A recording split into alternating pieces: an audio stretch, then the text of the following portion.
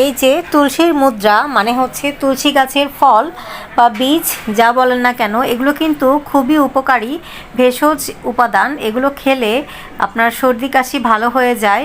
আর তুলসী চাও কিন্তু খুবই ভালো। তুলসী চা মানে তুলসী পাতা দিয়ে পানিতে ফুটিয়ে খুব সেটা ছেঁকে নিলেই তুলসী চা হয়ে যায়। তো তুলসী চা আপনাদেরকে বানিয়ে দেখাবো একদিন। আজ তুলসীর গুণাগুণ নিয়ে বলছি।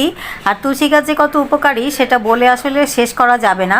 এভাবে তুলসীর মুদ্রাগুলোকে ছাঁটাই করলে এটা একসাথে যেরকম আমার ভেষজ কাজ দিচ্ছে, অন্যদিকে তুলসী গাছগুলো খুব সুন্দর একদম ঝোপালো হয়ে যায়। আর এই যে এই মুদ্রাগুলো যদি আপনি শুকিয়ে নেন, মানে যখন এগুলো গাছে থেকে শুকিয়ে যাবে তখন সেগুলো ছড়িয়ে দিলেই যে কোনো জায়গাতেই অটোমেটিক্যালি গাছ গজিয়ে যায়, কোনো রকম কোনো কিছু করতেই হয় না। তো যেহেতু এখন আমি গাছ বানাবো না, তাই এগুলো আমি রাখছি না, কাটাই ছাটাই করে নিচ্ছি। এগুলো রাখলে, বীজগুলো রাখলে গাছে কিন্তু এনার্জি খরচ হয়। আর দেখুন যে এগুলো কাটা করার ফলে কি সুন্দর প্রুনিং করেছি যত বেশি বেশি করে, তার ফলে কি সুন্দর ঝোপালো হয়েছে আমার তুলসী গাছগুলো। আর যেখানে নিচে নিচে পড়েছিল সেগুলো থেকে ছোট ছোট গাছও গজিয়ে গিয়েছে।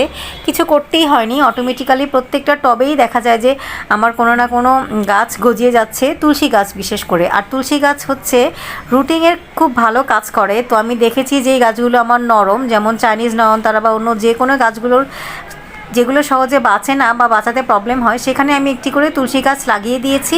ব্যাস, ওই গাছটা নিয়ে আর চিন্তা করতে হয়নি। তো আপনাদেরকে দেখাচ্ছি কোন কোন জায়গায় আমি লাগিয়েছি এবং কিভাবে প্রত্যেকটা গাছ খুব সুন্দরভাবে অন্য গাছগুলোকে সাপোর্ট দিয়েছে।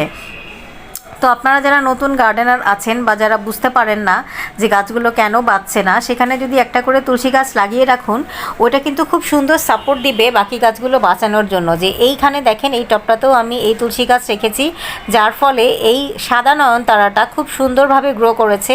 আর দিব্যি এখনও বেঁচে রয়েছে। আর এখন তো বৃষ্টি শুরু হয়ে গিয়েছে, বর্ষা, তাতেও কোনো সমস্যা নাই, দিব্যিও বেঁচে আছে। অথচ আগের বারে বর্ষার সময় সাদা নয়নতারাগুলো আমার সব মরে গিয়েছিল।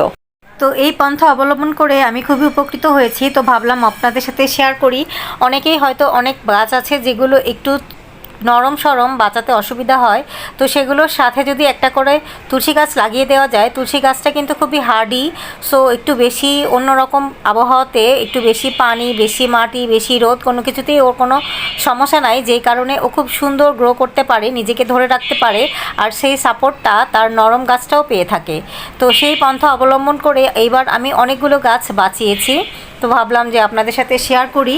তো এভাবেই দেখুন অনেকগুলো করে আমি তুলসী গাছ বানিয়েও ফেলেছি। তুলসী গাছ যেহেতু প্রচুর হয়, তুলসী যেহেতু মুদ্রা ছড়িয়ে দিলে বা বীজ ছড়িয়ে দিলে খুব সহজে অনেক গাছ হয়ে যায়, সো চারাও প্রচুর গজায়। সো চারাগুলো যদি আপনি যে অন্যান্য যে কোনো পাত্রে দিয়ে দেন, সেই পাত্রে যেই গাছ রয়েছে সেটাও একটা সাপোর্ট পায়। আর দেখতেই পাচ্ছেন এই যে অপরাজিতা আমি কিছুতেই বাঁচাতে পারছিলাম না এইবার। তো অপরাজিতা গাছটাও যখন আমি তুলসী গাছের সাথে লাগিয়ে দিলাম, এই গাছটা বেঁচে গেছে এবং বড়ও হচ্ছে, দিব্যি ফলও দেওয়া শুরু করেছে।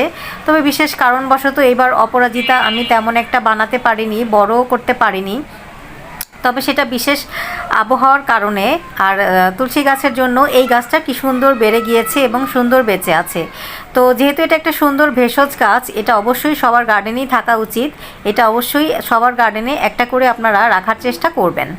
আর ছোট অবস্থাতেই গাছ এভাবে প্রুনিং করে দিলে, মাথাগুলো কেটে দিলে অনেক সুন্দর ঝোপালো হবে এবং অনেক পাতা পাওয়া যাবে, খুব সুন্দর লাগবে। গাছ কিন্তু খুব সুন্দর সবুজ সতেজ থাকবে আর খুব সুন্দর হবে, গাছটা তরতাজা হবে, ফলও বেশি পাবেন।